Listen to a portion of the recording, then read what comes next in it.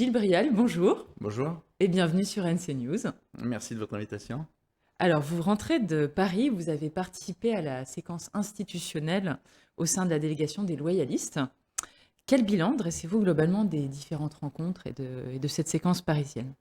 Alors positif pour la délégation des loyalistes, mais positif pour les Calédoniens en général. Positif parce que on ressort de cette séquence avec une date claire pour un référendum qui est rapide, mais pas que. On a également un échéancier de sortie de l'accord de Nouméa, où on a pu écrire des choses qui étaient évidentes, c'est-à-dire une consultation en 2023, soit qui mettra en place la nouvelle constitution de Kanaki si c'est le oui qui l'emporte, soit qui mettra en place les nouvelles institutions, le nouveau développement de la Nouvelle-Calédonie, puisque l'accord de Nouméa sera tombé. Et ce qui est important, c'est que ce soit les Calédoniens qui le valident. Et cette consultation, elle se fera dans le respect du résultat. C'est-à-dire que si c'est le non qui l'emporte, et c'est ce que je souhaite, et c'est pour ça qu'on va se battre sur les prochains mois, la consultation qu'il y aura en 2023, elle sera sur un projet d'une Nouvelle-Calédonie au sein de la République française. Comment on développe la Nouvelle-Calédonie. Donc ça, c'est l'aspect positif des choses pour les Calédoniens en général, parce qu'on leur donne des perspectives. C'est ce qui nous manquait ces dernières années. L'autre point très positif, c'est qu'il y a eu de nombreux échanges avec nos partenaires indépendantistes. Il y a un État qui a repris pleinement sa place avec un ministre de l'Outre-mer, et il faut le souligner, Sébastien Lecornu. Moi, j'ai jamais vu un ministre autant investi que lui. Il s'est vraiment impliqué dans cette séquence. Il a été là pour nous du matin au soir. Il nous a reçus les uns après les autres. Il nous a mis des contacts. On a travaillé sur le document du oui et le non avec des experts inimaginables sur la qualité des échanges qu'il y a eu. Donc c'est vraiment une séquence positive, pas que pour les délégations, mais vraiment pour l'ensemble des Calédoniens. Il a également été question donc du document sur le oui et le non. Qu'est-ce qu'on en retire? Est-ce que ça aussi, c'est des choses qui ont clarifié la situation? Oui, parce que, et j'utilise une expression du ministre, le oui ne vaut pas le non. C'est-à-dire qu'il faut, on a essayé de nous faire croire pendant des années que le oui et non c'était la même chose. Non, pas du tout. L'indépendance et la Nouvelle-Calédonie dans la France, c'est deux choses qui sont complètement différentes, qui sont même quasiment opposées sur un certain nombre de choses. Et on voit finalement, à travers du prisme économique, à travers de la nationalité, à travers des transports, à travers finalement de l'ensemble du quotidien des Calédoniens, que l'indépendance n'est pas viable. Si demain c'est le oui qui l'emporte, sur la nationalité par exemple, il pourra y avoir une double nationalité, mais qui ne sera pas étendue à l'ensemble des Calédoniens. Et quand on prend l'exemple de ce qui s'est passé dans l'histoire française, ceux qui avaient déjà des statuts coutumiers, que ce soit en Algérie, que ce soit dans les colonies d'Afrique, ces personnes ont perdu la nationalité française. Et donc il y a eu à chaque fois qu'un petit nombre de personnes qui gardaient. Et cette nationalité, elle est importante pour nous, pour une reconnaissance dans le monde. Sur les transferts financiers également, on se rend compte que les 180 milliards qui sont apportés par l'État aujourd'hui, on n'aura pas les moyens de les combler. Et même dans l'hypothèse d'une indépendance association, d'une sorte de partenariat avec la France, jamais, jamais ça pourra combler l'apport financier, l'apport humain, l'expertise que nous apporte la France au quotidien. Que ce soit en matière d'éducation, en matière de santé, sur la formation de nos médecins, en matière de protection, en matière de sécurité, de protection de notre lagon.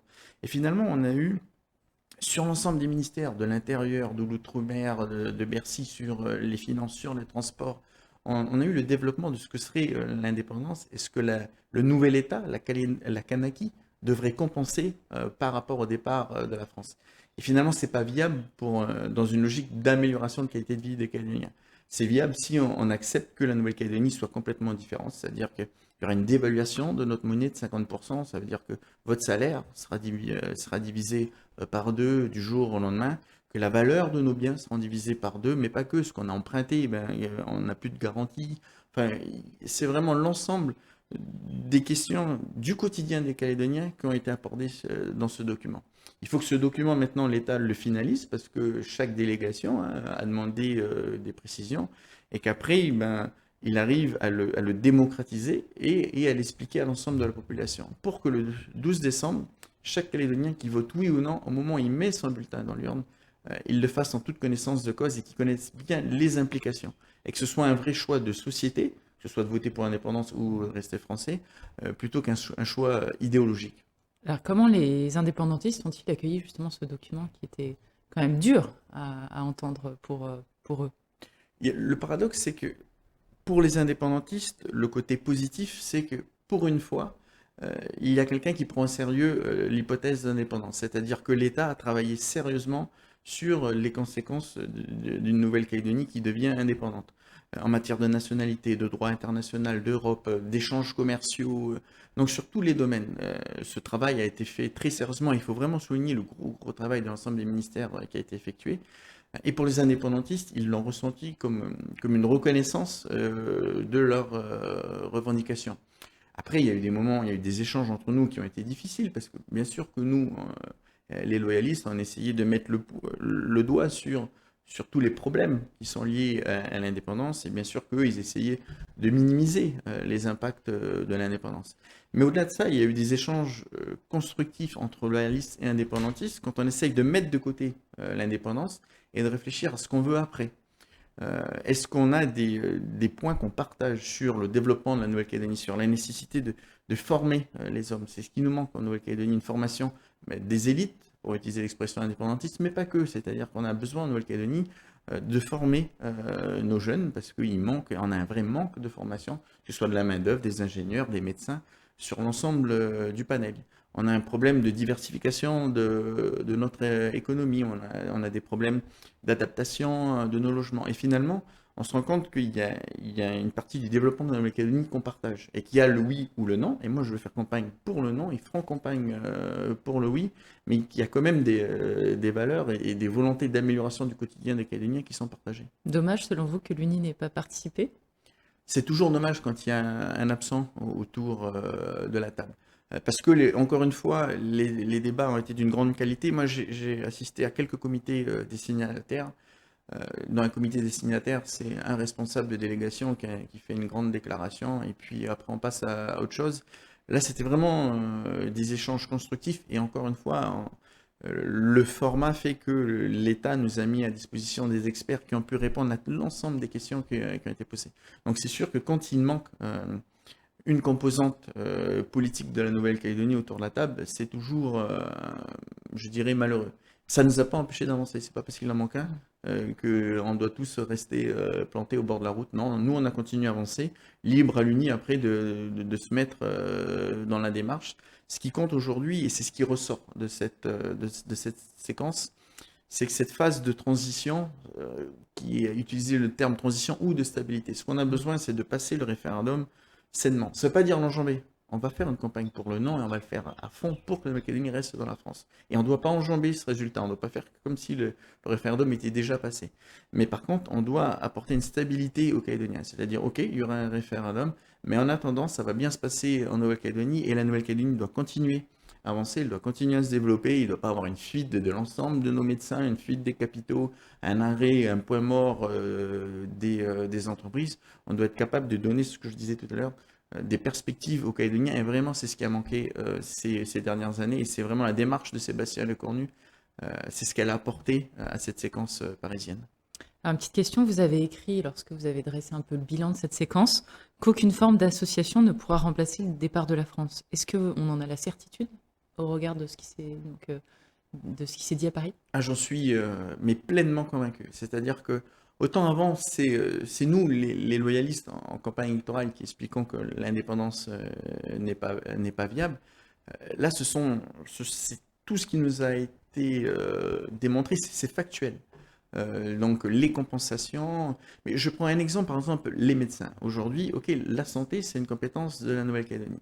Mais les médecins en Nouvelle-Calédonie, déjà, il y a peu de médecins calédoniens, donc admettons qu'on fasse ces gros efforts, ils sont formés en métropole. On a aujourd'hui, avec l'université, enfin le CHU de Bordeaux, des places réservées pour nos étudiants et l'étudiant en médecine. Mais on a également des médecins internes qui viennent au Médipôle. Si demain c'est l'indépendance, on n'a plus cet apport de médecins en Nouvelle-Calédonie, et on n'a plus la capacité à former nos médecins. C'est-à-dire qu'on sera compétent, mais on n'aura pas la capacité de former des médecins. Et moi, je connais personne en Nouvelle-Calédonie qui est capable de former des médecins. On n'a pas une université de médecine en Nouvelle-Calédonie parce qu'on est une petite île et qu'on n'a pas les moyens de le faire.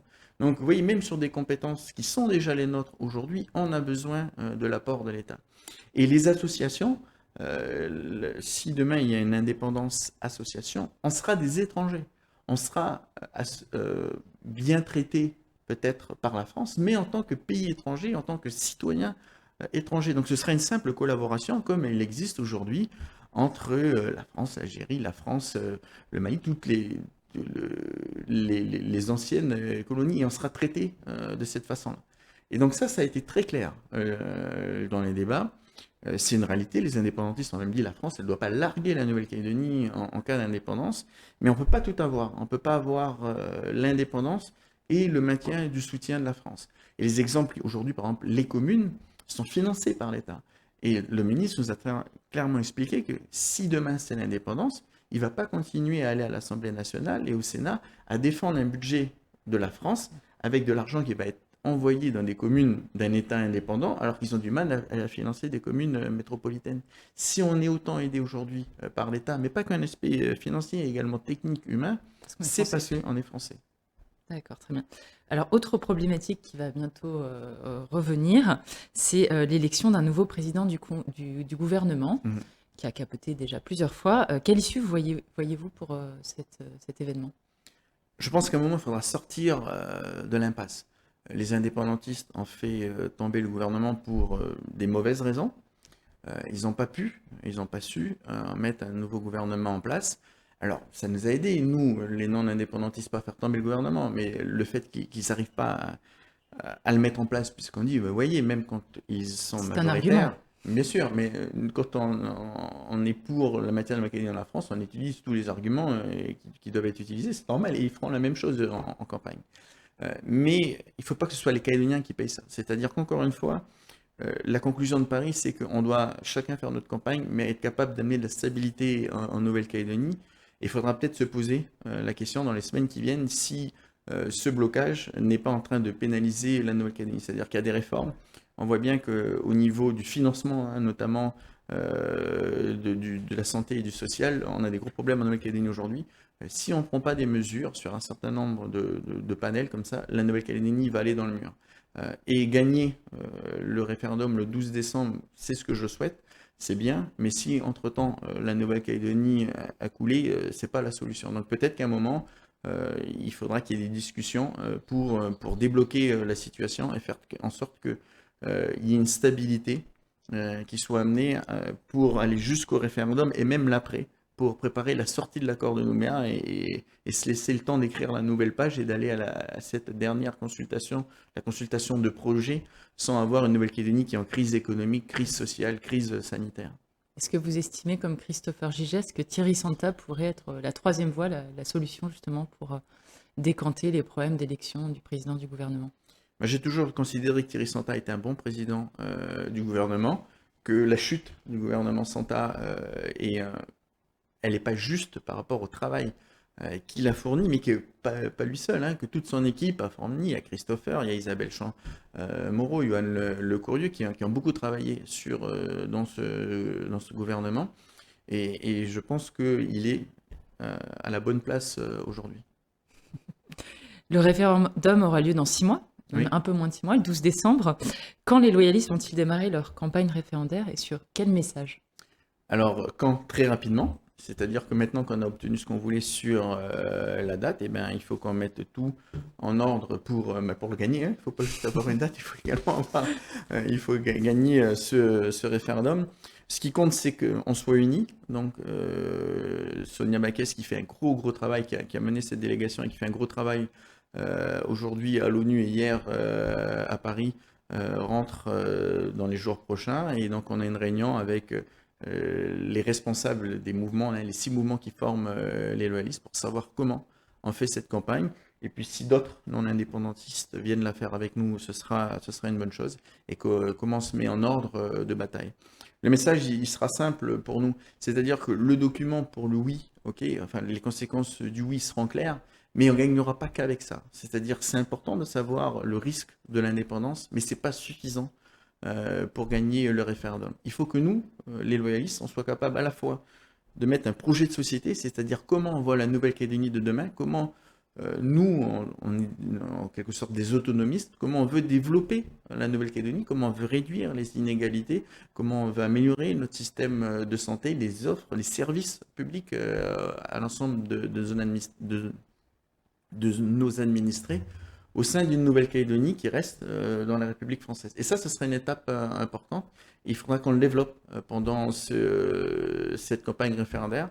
Comment Donc on c'est le porte projet l'identité, comment on projet porte... de prééminence provinciale qui avait déjà été C'est, évoqué alors, il ne faut pas se baser, ça que sur ça. c'est le cadre juridique. Ce qui compte pour moi, c'est pas le contenant, c'est ce qu'il y a à l'intérieur. C'est le projet de société qu'on porte.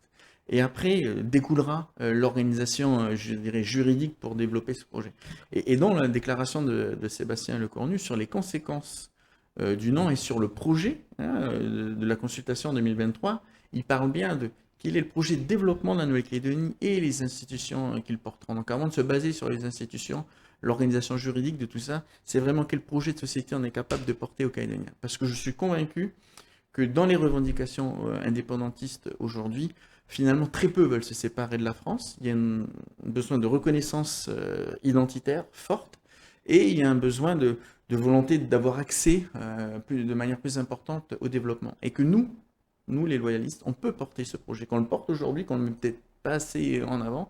Et l'enjeu de la campagne, ce sera ça. C'est comment on développe la Nouvelle-Calédonie, comment on développe l'identité calédonienne qui a forcément été mise de côté tant qu'on avait un conflit entre le oui et le non à l'indépendance, et comment nous, on peut développer ça au sein d'une Nouvelle-Calédonie dans la République française, mais qui peut développer largement sa spécificité, je dirais, culturelle, sa spécificité régionale, parce que on est certes des Français, mais on est avant tout des Calédoniens, et on est un peu différent des Français qui sont en métropole, qui sont en Corse.